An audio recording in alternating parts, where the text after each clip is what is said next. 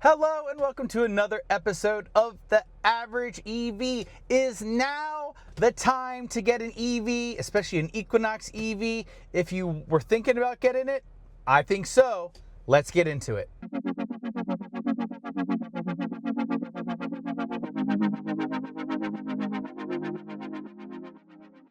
All right, everybody. So to give a little bit of context to this video, let me talk about some legislation. So first off, during the Biden administration, they passed the Inflation Reduction Act. And the Inflation Reduction Act, within it kind of like re-upped the EV vehicle tax credit. And they actually called it like the clean vehicle tax credit. And that was $7,500 off of an EV. Of course, this was a non-refundable credit, so basically you had to have enough tax liability to get it. Then the IRS came out with the rules and basically said they really weren't going to enforce that unless you were making over the the income limit.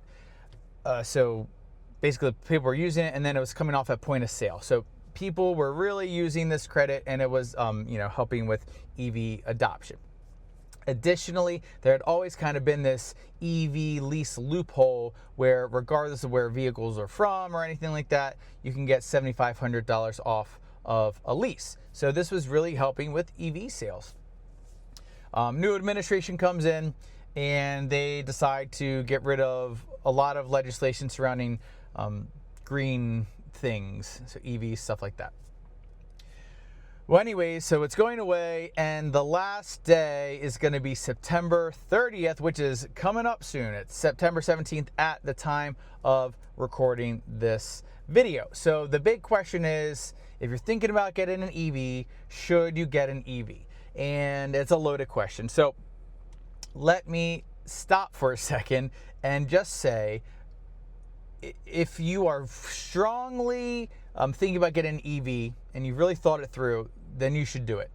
If you're seeing that it's going away and you want to take advantage of the financials around an EV, I still think you should step back a little bit, do a little bit of research, and see if an EV is going to work for you. If you can charge at home, then EV is going to be great for you. If you aren't going to do a lot of long distance road tripping, an EV is going to be great for you. Now, can you road trip long distances? Yes. Do I like road tripping EVs long distances?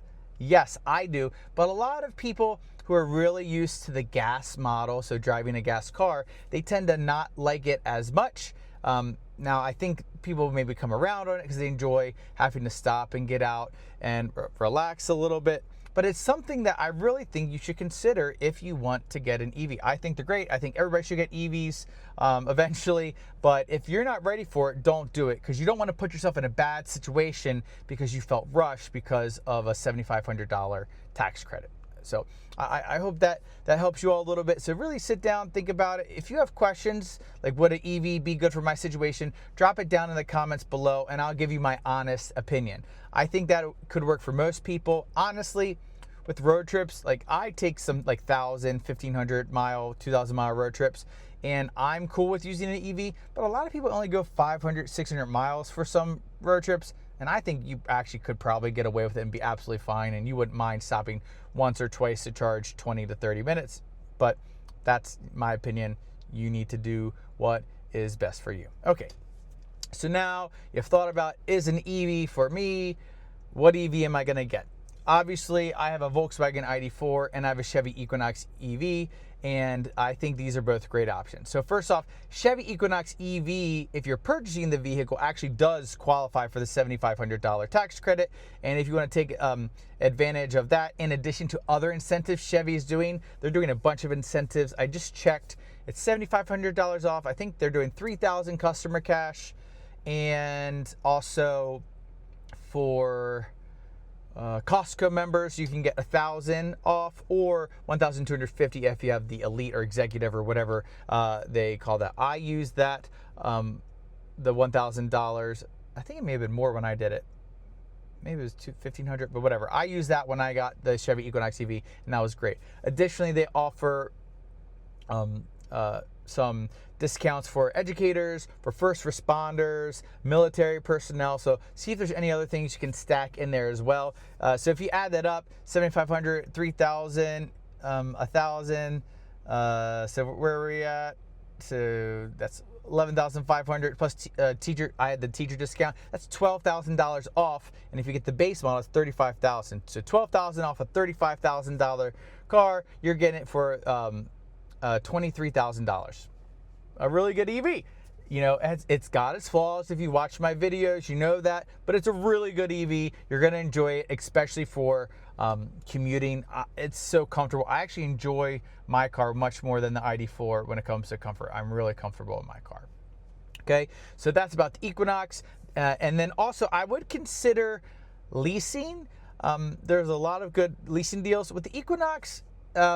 Leasing would be good. You can get some really good lease deals, but also too, you know, buying it outright might not be the end of the world. The Chevys, especially the Bolts, have tended to actually hold their price pretty well, but that is a financial decision for you to make, not for me. I did buy mine outright, but leasing might be good, especially if you just want to dip your toes in the water and you're not 100% sold on EVs yet. That might be a good option. For the ID4, there's a lot of really good lease deals, and they are severely discounting ID4s. Like, I'm seeing like $5,000-$6,000 off ID4. The only issue with that is it does not qualify for the $7,500 tax credit, so you can't buy it and get that discount, but you can do the lease and get that off the lease, plus whatever discount the dealers throwing in there, and you're looking at a pretty reasonable lease as well. I think someone in certain states also have incentives, got like an ID4 for like $100-$150 a month for a lease, and that's really good. ID4 is a great car, charges really well, it's comfortable, I think it looks great, the infotainment's much improved and works really well, so I think people should look at the ID4 as well. Now, I'm not going to go over all the lease deals. That's not what this video is about. But check out whatever EV you're looking into, see what deals there are, and, you know, consider that you're running out of time to get that $7,500 off of the car. So that's pretty much all I have about this video. If you're ready to make the jump, now is the time. You're literally running out of time. So go to a dealer, make a deal. Share your deal down below. That would be fun to see if people actually get any cars out of this. That'd be super cool. And again, I just want to touch on it. If you're not ready for an EV, then don't feel that this is the pressure to finally push you into it and then push you into a bad situation when you're not quite ready to do it. And if you're ready to try it out, you're finally, like, you've decided I'm ready to try it out, I think now's your time. I think this is your sign. Go ahead, try it out, get a lease, try it for 2 years, 3 years. If you don't like it, take it back, and then you can, figure it out from there. So that's all I have for this video. If you haven't already, please remember to give a like, a subscribe, hit the notification bell, and I will catch you all next time.